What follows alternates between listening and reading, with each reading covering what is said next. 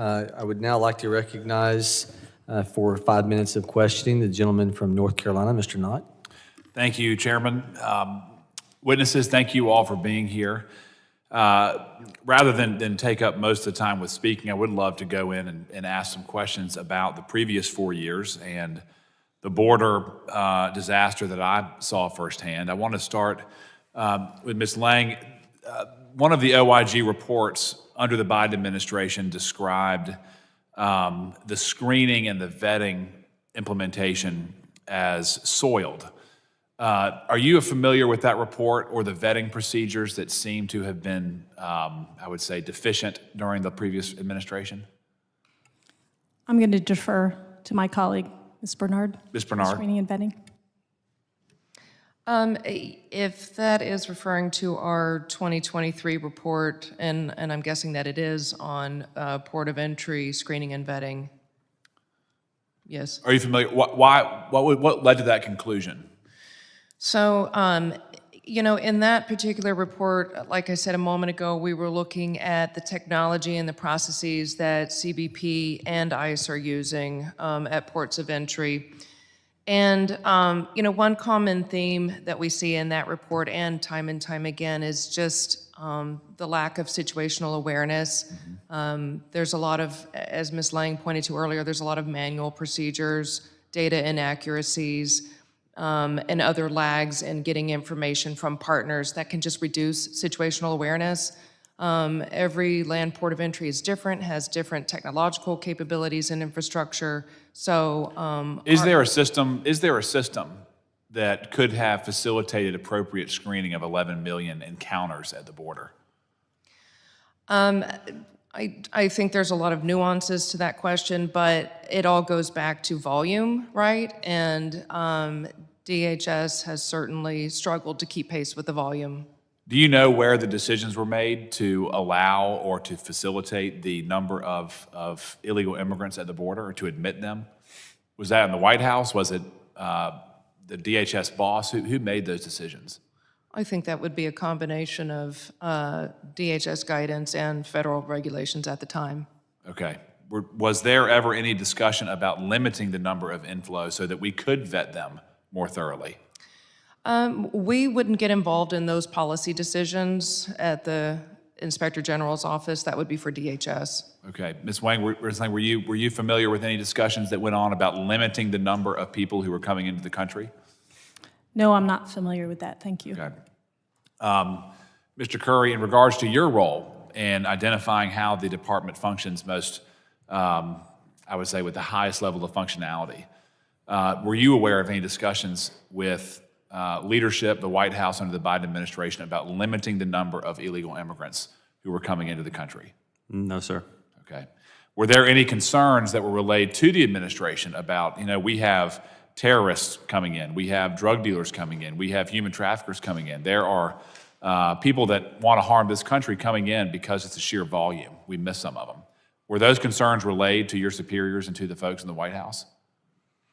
Well, in our work, we've certainly done a lot of work over the last 4 to 5 years on CBP's role at the border and the processing, and certainly the influx has had an impact on CBP's mission and the number, for example, the number of staff they need to process all those people. So from that standpoint, we've assessed those aspects of it. Can CBP process 11 million people, known encounters? I submit there's more than 11 million people that crossed over, but is that a feasible ask to say, CBP, you need to process 11 million people in 4 years? Well, traditionally, they've been very short-staffed and struggled with hiring, for example. It's been a big problem to meet the numbers they need in general. So it's been a huge challenge.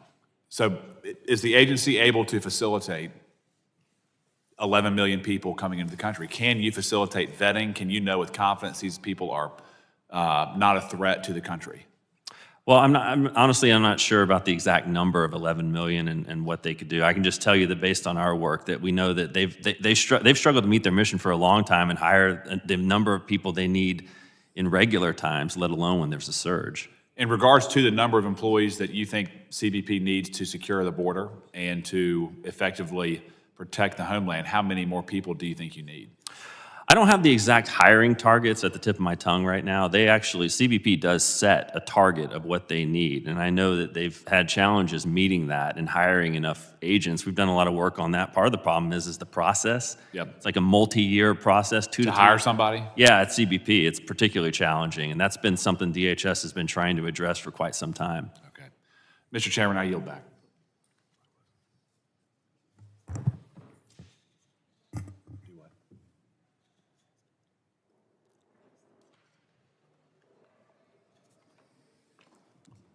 Yeah, gentlemen,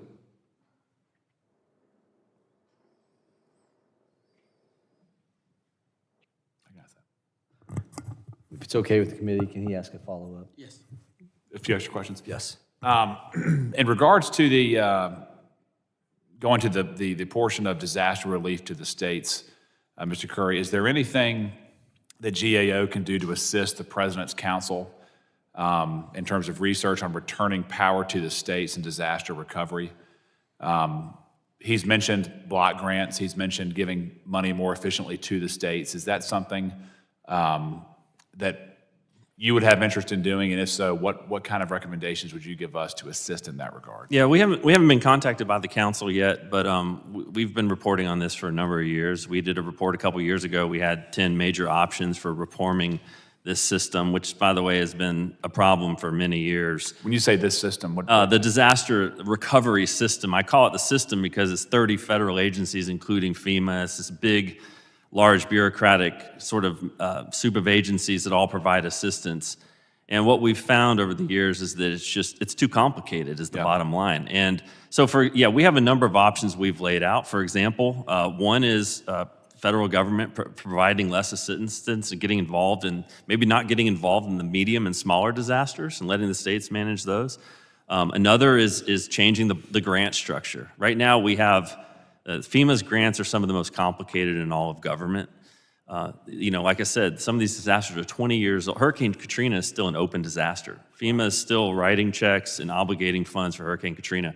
So getting out of the business of that so they can focus on response near term is another option. So, but there's many other options too. Is one of the perverse incentives of FEMA and your department is, I would think, is it disincentivizes states and local governments from having their own types of creativity or outlets in terms of dealing with disasters. Is that Absolutely. fair? I mean, they know they can rely on the federal government. For example, a few years ago, we looked at states, how many states have a rainy day fund for disasters, and very few do, because they told us outright that if something is it's bad, then they'll have the federal government pay for it. So, Right. for sure.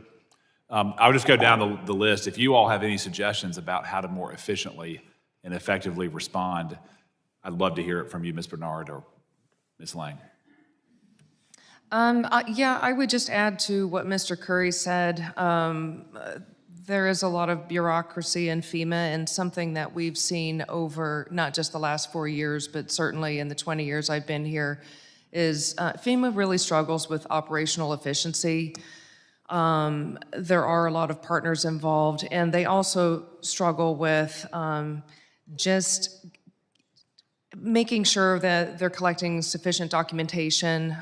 It's a heroic effort to review just the sheer volume of transactions that they're dealing with, and so they have a lot of different options for reviewing payments as they go along or reviewing a sample of payments, and that's just something we see time and again. It's the more transactions they're dealing with, the more opportunities there are for potential fraud or just misspent funds. And what's the source of the inefficiency? Is it the workload? Is it the workforce? Is it the process? I think it's definitely all three. Yes, all three. Mr. Chairman, I think my time's up. I yield back.